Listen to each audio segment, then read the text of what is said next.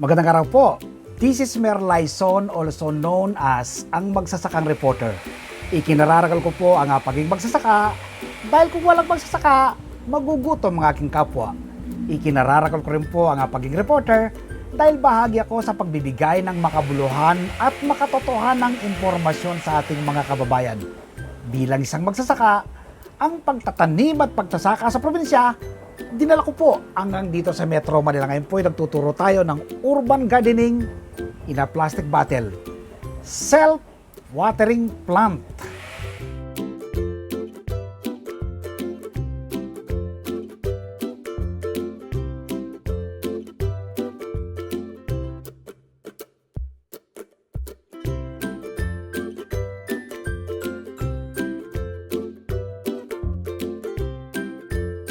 Ngayon po ibabahagi ko po sa inyo ang paggamit ng balat ng patatas bilang pampabulaklak at pampabunga ng ating mga tanim na halaman.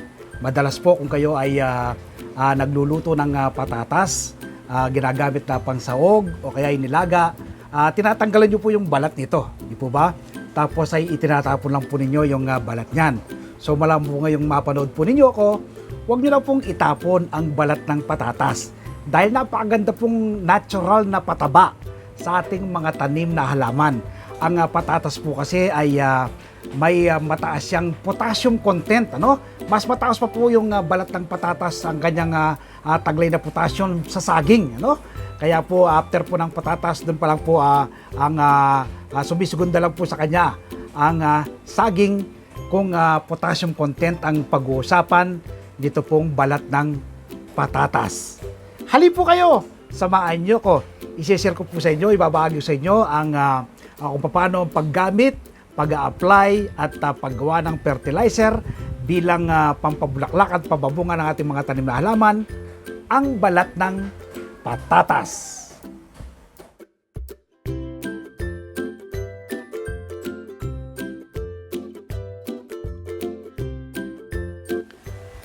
Ang magagamit natin gagamitin sa ating paggawa ng balat ng patatas bilang fertilizer, siyempre po itong ating patatas, 3 piraso po yung ating gagamitin.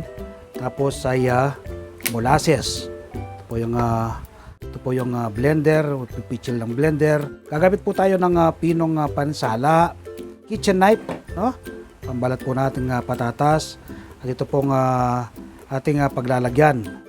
So ngayon ay simulan natin ang paggawa ng fertilizer mula po sa balat ng patatas.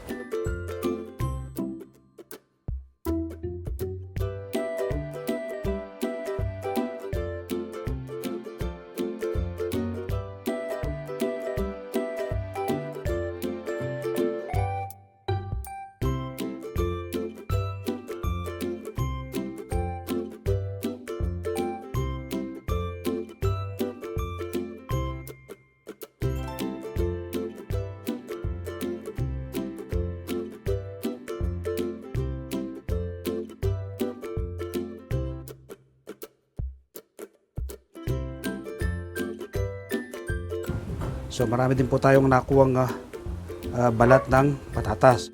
So ngayon ay ilagay ko na sa blender.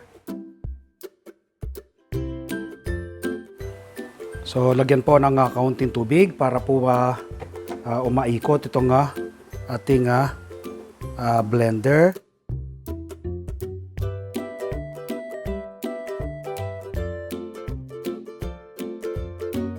Sasalain po natin.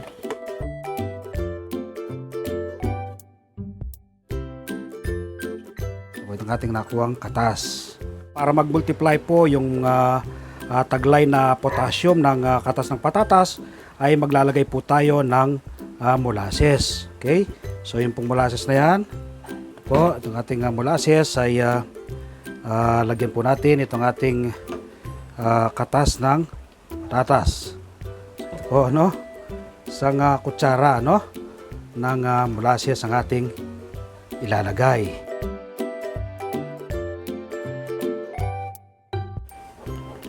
Itong ating 3 liters na tubig nating gagamitin po ay Lagay tayo ng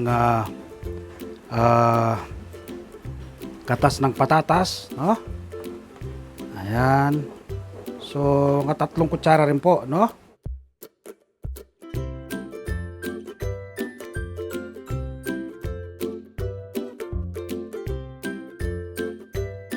Aluging mabuti. So, unahin po natin ating mga tanim na sili, no? Ating mga tanim na sili, ano? Ayan, ito pong mga tanim pong sili ito, napakarami ko na pong na-harvest dito, no? Tuwing kami po ay kakain at kailangan ng sausawan, ay kukuha lang po dyan. Makikita nyo po yung sili natin, ano? May mga bunga siyang ready to harvest. Tapos may mga flower po siya, no? Continuous flowering po siya. Ayan po yung mga flower niya. Ayan po yung kanyang mga ready to harvest ng kanyang bunga. Dito po halos na harvest ko na, no? Nakuha ko na po yung mga bunga dito. Pero may mga flower na naman, ano? Continuous fruiting po siya. Ayan, may mga flower na naman panibago. Kahit na naubos ko na po itong mga bunga dito sa isang side na to. Ito naman, yan. Yan, ito po yung ready to harvest na. Yan po yung mga panibagong flower, no? Dahil po sa natural na fertilizer na ating ina-apply. So, continuous fruiting po yung ating mga tanim na halaman. Kapag ganyan po gumamit kayo ng mga natural at organic na pataba tulad po ng carrot fertilizer, fermented fruit juice, aloe vera fertilizer at iba pang tinuturo sa paggawa ng mga natural na pataba. Yung tanim ko pong kalamansi, makikita po ninyo, no? Tinransplant ko po yan kailan lang. Isang araw po ay napakarami pong puro flower po yan. So ngayon po yung mga flower niya ay natuloy lahat po into bunga. Yan, itong ating tanim na kalamansi. So makikita nyo po yung kanyang bunga. Yan po yung kanyang mga bunga. Yun, no? Yan. Nung isang araw po ay puro mga flower pa lang po yan. Ngayon po natuloy na lahat, ano? Yung mga bunga, yan po yung mga bunga niya. Ayan. Natuloy lahat po into bunga. Yun, no? Yung mga bunga po. Ang liit-liit lang po niya, no? Ang liit-liit lang na nakatanim po sa paso. Pero napakarami po niyang bunga dahil po sa ating mga natural and organic na pamamaraan. Ginawa ng ating mga tanim na talong. Ating isprayan ng natural fertilizer mula sa patatas.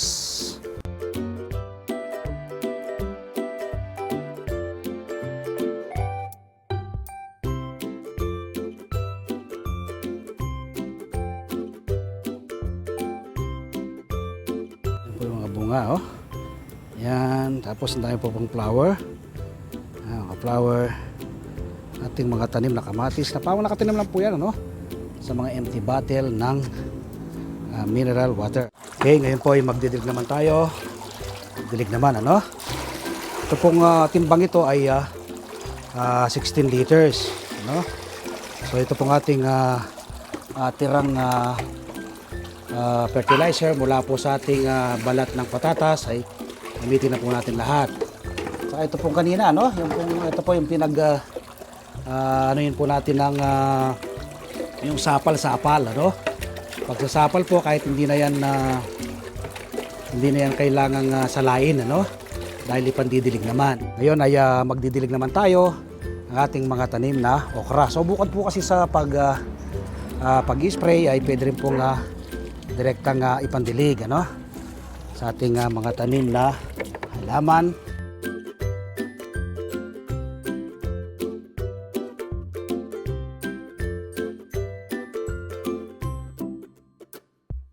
Kita nyo po yung mga maliliit nilang bunga. Ayan. Maliliit nilang bunga. Ayan. Hindi po yun matutuloy kapag hindi nyo po sinuportaan ng natural na pataba yung ating mga tanim na halaman. Ayan. Lahat po may bunga. Oh. Ito pong aking mga tanim na okrang ito. No? Nasa 100 po ito. 100 na puno. No? Na nakatanim po sa mga bote. Sobra-sobra po sa aming pangangailangan. Ibinibigay ko po sa aming mga kapitbahay. No? Nag-a-announce po ako kung sino yung gustong mamitas ng okra. Yan, namimitas po sila ng okra. Ayan mo, kita nyo po ito. Araw-araw po makaka-harvest ka. Ito yung dahil pong bunga. Ayan. So, ang daming bunga to, mga flowering, no? Yung mga lilit na bunga. Yan, no? Tuloy-tuloy po yan, araw-araw. Meron ka pong ma-harvest na bunga. So nawa po ay nakapag-share ako ng panibagong kaalaman at impormasyon ngayong araw nito. Kaugnay po ng paggawa ng natural na fertilizer, foliar fertilizer sa ating mga tanim na halaman gamit po ang balat ng patatas. Kung may natutunan po kayo, no? I-share nyo po sa inyong mga kaibigan, sa inyong mga kamag-anak itong ating video tutorial na ito. Nang sa ganon ay marami po tayong maabot at matulungan na ating mga kababayan. Papalaganapin po natin ang organikong pagsasaka dito sa ating bansa.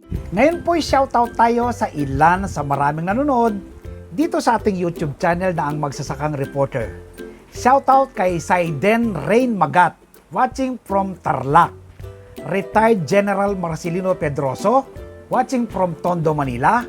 Seni Vlog, Rodolfo Palomares, Clodimir Santos, Arnel Sebastian, May Baptista and family, Captain Bong Baldomar, siya po ang bagong hepe ngayon ng MPD SWAT, MPD Badminton Players, Rainier and Monica Ronda and family, watching from Pasig City, Non and Mayen Alquetran and family, watching from Sampaloc, Manila, Edgun Ban and family, Ali Bicoy and family, at Aldalu Cabrera and family, watching from General Trias, Cavite.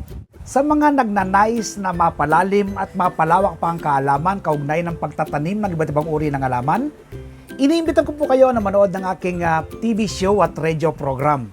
Ito po yung Masaganang Buhay. Umi-air po ito tuwing araw ng linggo, alas 7 hanggang alas 8 ng umaga, sa 1PH, Signal TV, Channel 1 ng TV5. Simulcast po ito sa Radyo 5, 92.3 News FM. Kaya manood po kayo ng Masaganang Buhay tuwing araw ng linggo. Meron din po akong column sa nangungunang pahayagan Tagalog sa ating bansa, Filipino Star ngayon. Tuwing araw po ng Martes ay umaga po kayo ng kopya ng PSN. Isinusulat ko po rito ang iba't ibang do-it-yourself tips at iba pang sekreto sa pagsasaka. Kaya umaga po kayo ng kopya ng PSN. At yung hindi pa po nakasubscribe dito sa ating YouTube channel ng Magsasakang Reporter, mag-subscribe na po kayo, no? Like and share, click the bell button na sa kanon ay ma-inform po kayo kapag may mga bago kong video upload, video tutorial at mai-share ko po sa inyo ang pairam na talento ng ating Panginoon. Maraming salamat po. Stay safe, happy farming and God bless.